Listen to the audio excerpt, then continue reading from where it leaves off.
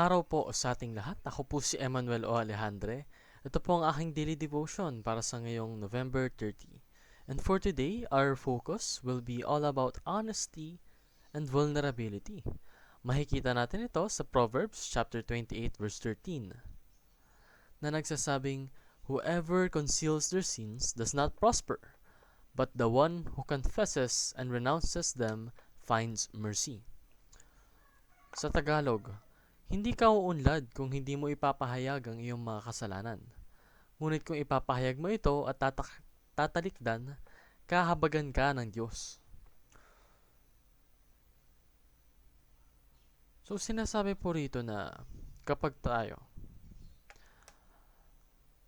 ay nagkakasala, dapat pong talikuran natin at maging transparent tayo doon. Kanino? Kay God. Because honesty is not telling the truth to everyone.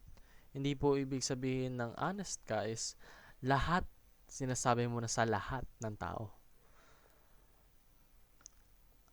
Honesty means living in the light of God. Na kung saan yung mga nararapat mong ipahayag, ay ipapahayag mo. Yung mga nararapat mong akuin, ay aakuin mo.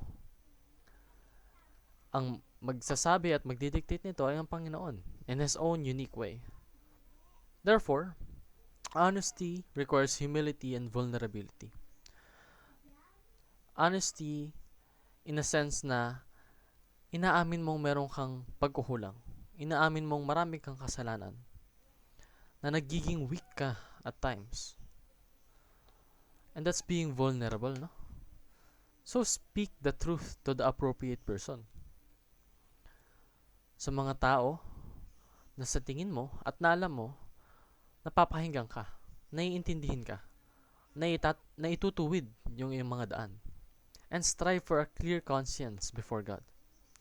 Dapat kapag harap mo yung Panginoon, alam mo na tapat kang tao. So practice honesty, humility, and vulnerability. Para pag humarap tayo sa Panginoon, makaharap tayo ng taas, no? Yun lamang po ang aking daily devotion. Maraming salamat sa pakikinig. Pagpalain po tayong lahat and let us all give glory to God.